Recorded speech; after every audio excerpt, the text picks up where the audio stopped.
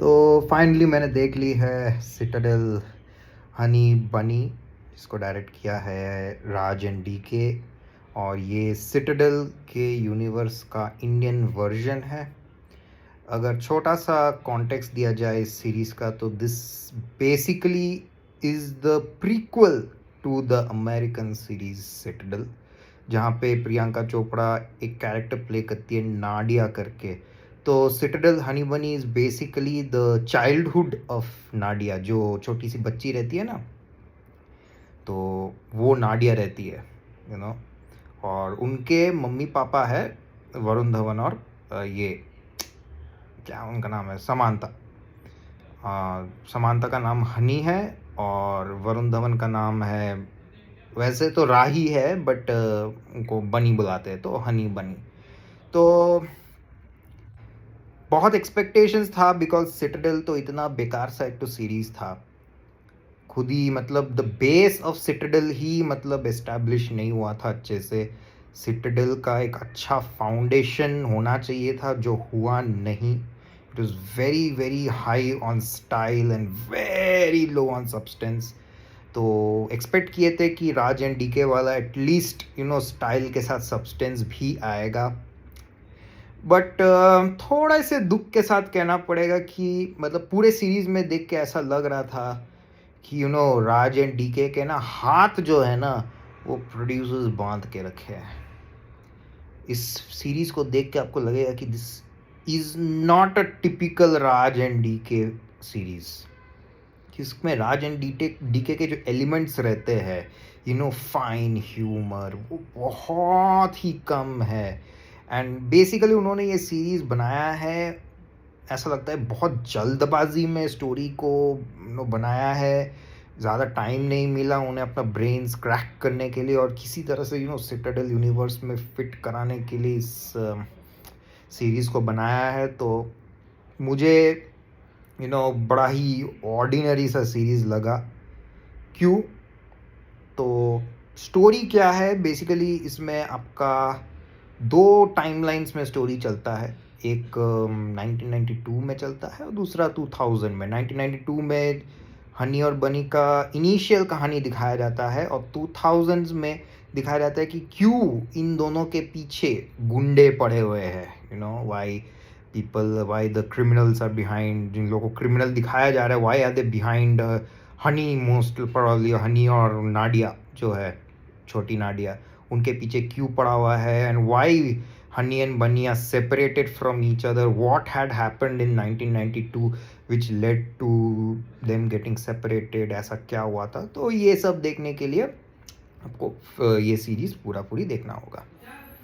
तो मेरे हिसाब से ये सीरीज़ जो है तो शुरू हुआ था बहुत ही प्रॉमिसिंग नोट पे। मुझे लगा था कि शायद ये जो ओरिजिनल सिटाडेल है उससे बेटर है, क्योंकि थोड़ा सा कहानी दिख रहा है मेरे को, थोड़ा सा कहानी है, ठीक है। लेकिन सेकेंड एपिसोड के बाद ना चीज़ें पूरा इधर उधर बिखर जाती है, स्क्रीन प्ले चारों तरफ बिखर जाती है। मतलब एकदम राज एंड डीके वाला फील नहीं आ रहा था ऑलमोस्ट, जब तक मैं 5th एपिसोड तक पहुंचा। 5th एपिसोड तक आई वॉज फीलिंग कि मैं कोई अब्बास मुस्तान की सीरीज देख रहा हूँ। लाइक राज एंड डीके में ट्विस्ट रहता है, राज एंड डीके के सीरीज में, फिल्म्स में ट्विस्ट रहते हैं, बट देन बहुत ही सटल एंड बहुत ऑर्गेनिक ट्विस्ट्स रहते हैं। इसमें जो ट्विस्ट्स है ना, एक तो वो बहुत प्रेडिक्टेबल है और दूसरी बात है कि वो ट्विस्ट आपको बहुत दूर से आपको दिखाई देगा कि हाँ आ रहा है, और जब आता है तो कुछ इम्पैक्ट नहीं होता है। लाइक ये तो देखा है, ऐसे ऐसे ऐसे सीरीज, ऐसे मूवीज बहुत देखे हैं यार, इसमें नया क्या है। एंड द फैक्ट इज बीच में ना स्क्रीन प्ले इतना पुअरली एग्जीक्यूटेड है कि पूरा इतना प्रेडिक्टेबल प्लॉट भी बहुत कंफ्यूजिंग सा लगने लगता है। एक टाइम में तो literally like 4th and 5th episode almost हो गया है एंड आई वाज लाइक चल क्या रहा है, who is the villain, who is the hero, यहाँ पे अच्छा कौन है और बुरा कौन है, कौन किसके अगेंस्ट लड़ रहा है, भाई मेरे को कुछ समझ में ही नहीं आ रहा है। चारों तरफ एक दूसरे के अगेंस्ट गोली चला रहा है भाई, इधर उधर जहाँ तहाँ गोली चला रहा है भाई, मैं तो कंफ्यूज हो गया भाई कौन किसके टीम में है भाई। तो that level of confusing this series gets at one point, and बहुत ही टायरिंग सा हो जाता है। ऐसा लगता है 6 एपिसोड लंबा है, 5 घंटा टोटल रनिंग टाइम है अगर देखा जाए तो। बट देन क्या है कि थोड़ा सा टानता है ये सीरीज, लगता है कि हाँ, क्योंकि क्योंकि क्यों ऐसा स्ट्रेच इसलिए लगता है क्योंकि यू नो कि एंड में ऐसे होगा, यू नो ये सब होगा, यू नो, एंड वही होता है मोस्ट प्रोबेबली। ठीक है, कौन क्रिमिनल है, कौन असली लोग है, द अच्छे लोग, वो सब दिखता है बहुत दूर से। अगर आप अच्छे खासे थ्रिलर्स देखे हो ना तो आप वो प्रेडिक्ट कर लोगे। अगर आप अच्छे खासे थ्रिलर्स नहीं देखे हो ना तो शायद आपको ये सीरीज अच्छा और भी ज़्यादा अच्छा लग सकता है as compared to how I liked it. तो यही एक खामी है। ये मुझे राज एंड डीके से बहुत एक्सपेक्टेशंस था, but somehow it didn't really meet the expectations। But इतना तक मैं आपको गारंटी के साथ बता सकता हूँ कि हनी बनी जो है ओरिजिनल अमेरिकन सिटाडल से तो वे बेटर है। एटलीस्ट इसमें थोड़ा सा कहानी दिखता है, थोड़ा सा कहानी दिखता है। ठीक है, although it's not very clear, वही ऑर्डिनरी सा कहानी है। ठीक है, कुछ प्रोजेक्ट है, कुछ प्रोजेक्ट तलवार करके कुछ है, उसको रोकने के लिए वरुण धवन और समांता काम कर रहे टू स्टॉप दैट प्रोजेक्ट। और इस प्रोजेक्ट के अराउंड जितने भी ट्विस्ट्स है सब आपको धीरे धीरे सीरीज में पता लगेगा। ये सब बहुत ही देखा देखा चीज़ है, बहुत ही टेम्पलेट बेस्ड है। एक प्रोजेक्ट है, चीज़ें चुरा, एक बहुत इम्पॉर्टेंट प्रोजेक्ट है, बहुत लोग उसके पीछे पड़े हुए हैं, हमें उसे रोकना होगा एंड ऑल दैट स्टफ। ये देखा हुआ है कॉन्सेप्ट है। राज एंड डीके के सीरीज में यूजुअली कुछ नया आता है, बट ऐसा लगता है कि उनका हाथ इस बार बंधा हुआ था, वो लोग कुछ ज़्यादा एक्सप्लोर नहीं कर पाए। तो they came up with this very formula एक स्टोरी जिसको देख के आपको लगेगा कि ये तो देखा देखा हुआ चीज़ है यार, इसमें कुछ नया नहीं है, कुछ भी नया नहीं है सीरीज़ में। अच्छी बात अगर थोड़ा बोला जाए तो एज यूजुअल जैसे आपने सिटाडेल में देखा होगा कि बहुत एक्शन पे बहुत खर्चा किया है, सेट पीसेस बहुत लैविश है, ग्रैंड स्केल पे है। तो यहाँ पे भी अच्छा खासा इंडियनाइज स्टैंडर्ड करके सेट पीसेस को बनाया गया है, और एक्शन भी अच्छा खासा है इस फिल्म में। मतलब देखने लायक है, मज़ा आता है जब एक्शन आता है। ऐसा नहीं है कि एक्शन चल रहा है तो चल रहा है, बोर हो रहे हैं यार, ये चलो आगे बढ़ो, ऐसा नहीं है। अच्छा खासा एक्शन है इनमें। एक एक्शन सीक्वेंस है क्लाइमैक्स में जो एक महल में होता है, वो मस्त है, तगड़ा वाला। वो उसका एक ग्लिम शायद आपने टीज़र में भी देखा होगा। ठीक है, ऐसे हनी और बनी एक दूसरे के साथ कोऑर्डिनेट करके गन बंदूक चला रहे, तो वो वाला पार्ट मुझे अच्छा लगा था। एंड कुछ कुछ सीक्वेंसेस है, जैसे कि एक बेलग्रेड में एक सीक्वेंस है, वही बेलग्रेड वाला ही मेन सीक्वेंस है एक्चुअली 1992 का, उसी के अराउंड पूरा कहानी रिवॉल्व कर रहा है actually, apart from the Nadia thing. तो वहाँ पे एक कार चेस सीक्वेंस रहता है, वो भी अच्छा खासा है। तो एक्शन इसका हाईलाइट है आई वुड से। अपार्ट फ्रॉम दैट थोड़ा बहुत इधर उधर राज एंड डी के अपना ह्यूमर छिड़के है। मतलब ऐसा लगता है कि मतलब बहुत मुश्किल से डाले हैं, मतलब ऐसा लगता था कि मतलब बहुत रिक्वेस्ट करने पे उन्होंने इधर उधर अपना अपना थोड़ा सा एलिमेंट्स डाला है। अदरवाइज पता नहीं क्या होता है ये सीरीज़ अगर वो लोग अपना एलिमेंट्स थोड़ा बहुत नहीं डालते। वो वाला पार्ट जो है ना, एक आपने शायद ट्रेलर में देखा होगा,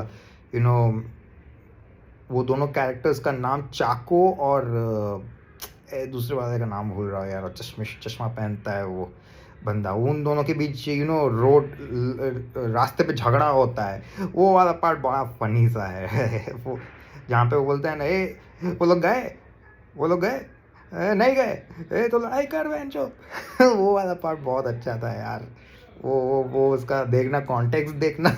एक्चुअली ट्रेलर में उसका कॉन्टेक्स्ट समझ में नहीं आता, जब आपको फिल्म में कॉन्टेक्स्ट समझ में आएगा आपको बड़ा हंसी आएगा सीरीज़ में। बड़ा हंसी आता है वो। तो that is typical Raj and DK humour, तो वो मुझे अच्छा लगा। अपार्ट फ्रॉम दैट, परफॉर्मेंसेस की बात करें तो परफॉर्मेंसेस वरुण धवन का काफ़ी अच्छा है। उनको मतलब डिसेंट डायरेक्टर के हाथ में अगर दिया जाए रोल तो भाई वो काम ठीक ठाक कर लेते हैं। समांता रथ प्रभु इज़ काइंड ऑफ मिक्स्ड, कुछ कुछ सीन्स में बहुत अच्छा परफॉर्म करते हैं और कुछ कुछ सीन्स में उनका एक्सप्रेशन जो रहता है एक ही एक्सप्रेशन रहता है, एकदम ऐसे सीरियस वाला एक्सप्रेशन रहता है भाई। तो वो एक है। फिर वो जो छोटी बच्ची प्ले वो करती है ना, नाडिया, जो यंग नाडिया है, वो भाई गजब है भाई, पूरा एकदम छोटा पटाखा है भाई वो। छोटा पटाखा बड़ा धमाका भाई, उसका एक्टिंग देखना चाहिए भाई, क्या कैरेक्टर दिया है, मतलब प्रॉपर कैरेक्टर दिया है नाडिया को। क्योंकि लोग बोलेंगे कि हाँ this is that Nadia I have seen in Citadel, धाकड़ टाइप की नाडिया है। तो ये वैसे टाइप बहुत अच्छा character play, watch out for that small girl. और के मेनन है, अच्छा परफॉर्मेंस दिए, although not very memorable I would say. Sikandar Kher है, ज़्यादा स्कोप नहीं है apart from just roaming about here and there, chasing, वही है। और ये है, क्या बोलते हैं, साकिब सलीम है। साकिब सलीम है, एक नेगेटिव रोल में है उनका, तो उन्होंने भी काम ठीक ठाक किया है। ज़्यादा स्कोप नहीं है बट देन ठीक ठाक काम किया है। ओवरऑल परफॉर्मेंसेस आर डिसेंट, मतलब कुछ ख़राब परफॉर्मेंस तो मैंने देखा नहीं है इस सीरीज़ में। एंड सीरीज़ को वैसे देखा जाए तो फिर से एक क्लिफ हैंगर पे छोड़ देता है। आई डोंट नो वाई भाई, इसका सीज़न 1 ही मतलब कुछ खास नहीं लगा मेरे को, तो I don't know if I will be waiting for season 2 और not.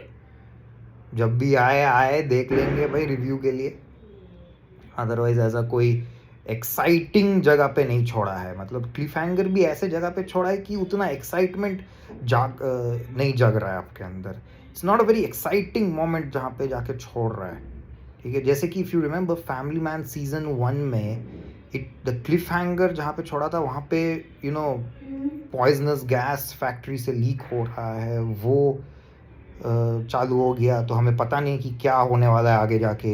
Is it going to destroy the city? यहाँ पे मैं बोलूँगा नहीं, जो भी है cliffhanger it's very lukewarm, और ज़्यादा मतलब आपको इंटरेस्ट नहीं जगाता है कि ये यार ठीक है यार आ जाएगा नेक्स्ट सीज़न देख लेंगे। तो यही है मेरा रिव्यू सिटाडेल हनी बनी। मैं दूंगा इसको 2.5 स्टार्स। 2.5 तो थोड़ा मतलब लीनियंट होके ही दे रहा हूँ, उतना अभी नहीं है, but at least is better than Citadel जो अमेरिकन वाला। तो 2.5 देखो जाके, एटलीस्ट बोरिंग तो नहीं है, थोड़ा स्ट्रेच्ड है बट देन उतना बोर नहीं करेगा, बट एक गो में आप देख सकते हो, नो इश्यूज़। अगली वीडियो में मिलते हैं।